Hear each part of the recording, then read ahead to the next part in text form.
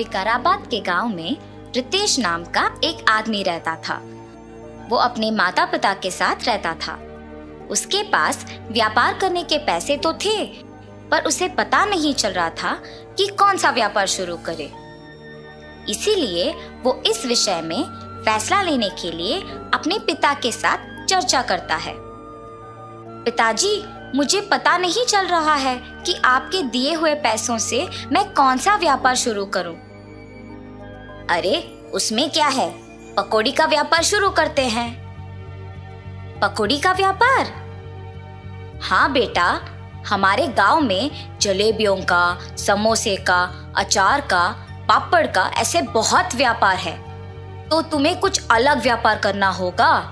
गांव में जो व्यापार नहीं है, अगर तुम करोगे तो अच्छा लाभ पाने का मौका होगा। सिर्फ सादा पकौड़ी कौन खरीदेगा पिताजी? इसीलिए हम सिर्फ सादा पकौड़ी नहीं बनाएंगे। तो फिर हम सादा पकौड़ी में साथ साथ चिकन पकौड़ी, फिश पकौड़ी, मिर्ची पकौड़ी, आलू पकौड़ी, प्याज के पकौड़ी, अंडे के पकौड़ी जैसे अलग अलग तरह के पकौड़ी बनाएंगे। ऐसे हमारा व्यापार को बहुत लाभ मिलेगा। रितेश को अपने पिताजी के बात सच लगे। परंतु मुझे इतने प्रकार के पकौड़ी बनाना नहीं आता है ना पिताजी। मुझे भी तो बनाना नहीं आता। हम खुद इन सब के विधि बनाएंगे और इसके लिए तुम्हारी माँ भी सहायता करेगी। ऐसे कहकर रितेश के पिताजी रितेश को प्रोत्साहित करते हैं। फैसले के अनुसार पकौड़ी को बनाने के सामग्री रितेश खरीद के रसोई घर में इकट्ठा कर रहा होता है कि उसके पिताजी पके हुए अंडों को 2 हिस्सों में काट रहे होते हैं और रितेश की माँ पकौड़ी के लिए बेसन का मिश्रण तैयार कर रही होती है। बनाए हुए मिश्रण को 6 अलग अलग बर्तन में बराबरी से रितेश की माँ डालती है। रितेश के पिताजी पहले बर्तन में कटे हुए अंडे, दूसरे बर्तन में कटे हुए प्याज, तीसरे बर्तन में कटे हुए मिर्ची, चौथे बर्तन में कटे हुए आलू, 5वें बर्तन में कटे हुए केले और छठी बर्तन में कटे हुए चिकन के पीसेस डालते हैं और फिर एक एक करके उन सारे अलग तरह के पकौड़ी को तेल में तलते हैं। रितेश जब पकौड़ी का स्वाद देखता है तो उसको बहुत स्वादिष्ट लगता है। फिर वो अपने पिताजी के बातों को सच मानकर पकौड़ी के व्यापार को दृढ़ निश्चय से शुरू करता है। ऐसे शुरू हुआ था रितेश की जीत की कहानी। 15 साल बाद वही पकौड़ी का व्यापार रितेश को सिर्फ अमीर ही नहीं बल्कि बहुत घमंड और कठोर बना देता है। दूसरी ओर रितेश के पिताजी को बहुत दिनों से ठीक से दिखाई नहीं दे रहा था और सुनाई भी नहीं दे रहा था। इसीलिए वो रितेश को चिकित्सा करवाने के लिए पूछने की प्रयत्न करते हैं, पर रितेश कभी उनको समय ही नहीं देता था। इसीलिए रितेश के पिताजी खुद अस्पताल जाने का निश्चय करते हैं, पर उनके पास पैसे ना होने के कारण रितेश के दुकान को निकल पड़ते हैं। अरे रितेश बेटा, कुछ दिनों से न कुछ ठीक से दिखाई दे रहा है न कुछ सुनाई दे रहा है। चिकित्सा के लिए 3000 रुपयों की जरूरत है। थोड़ा मदद करो ना बेटा। क्या 3000 रुपए? उतने पैसे तो मेरे पास नहीं है। पर बेटा, कल ही तो तुमने बहू को बताया था कि हर रोज तुम्हें 30,000 मिलते हैं। आप पहले यहाँ से चलिए, कह रहा हूँ ना पैसे नहीं है। और घर चले जाते हैं। घर पहुंचने के बाद चिकित्सा के पैसे मांगने रितेश के पास गया था, पर उसने ये कहकर भेज दिया कि उसके पास पैसे नहीं हैं। क्या 3000 के लिए उसने ऐसा कह दिया? व्यापार तो अच्छा चल रहा है ना। शायद उसको हमारा यहाँ रहना पसंद नहीं। बहू ने भी खाना सिर्फ उन दोनों के लिए बनाया है। मैंने हम दोनों के लिए खाना बनाया है।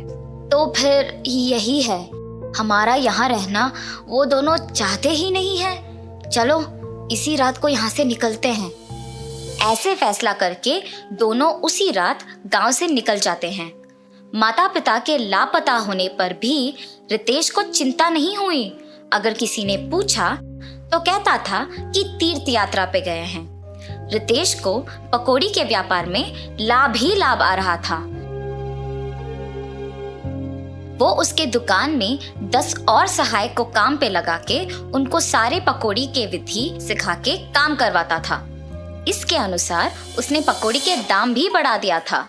मिर्ची पकौड़े 5 रुपए के 10 पीस, प्याज के पकौड़े 8 रुपए के 10 पीस, आलू के पकौड़े 10 रुपए के 10 पीस, अंडे के पकौड़े 15 रुपए के 10 पीस, चिकन के पकौड़े 20 रुपए के 10 पीस और मछली के पकौड़े 25 रुपए के 10 पीस। पकौड़ी का स्वादिष्ट होने पर लोग भी बहुत आते थे, जिसकी वजह से रितेश का दुकान हमेशा भीड़ से भरा और व्यस्त रहता था और दुकान का लाभ भी दुगना हो गया था। रितेश ऐसे ही उसकी संपत्ति बढ़ाने में दिन भर व्यस्त रहता था और उसकी पत्नी भी अपनी समय अपनी सहेलियों के साथ बिताने में और पैसे खर्च करने में व्यस्त रहती थी और उनके बच्चों के साथ भी ज्यादा वक्त नहीं बिताती थी। बच्चों के देखभाल के लिए एक ताई को रख के वो चले जाती थी। रितेश व्यापार और संपत्ति के मोह में पड़कर दोस्तों के साथ वक्त गुजारता था और उसकी पत्नी उसके सहेलियों के साथ वक्त गुजारती थी। इस वजह से उनके बच्चे बहुत लापरवाही से पले बड़े।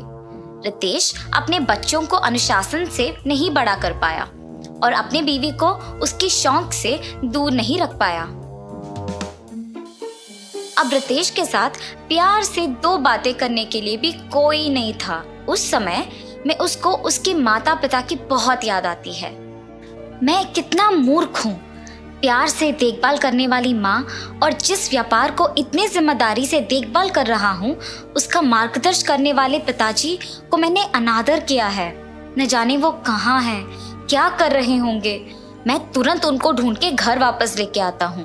रितेश अपने माता पिता को ढूंढने अपने कार में निकल जाता है।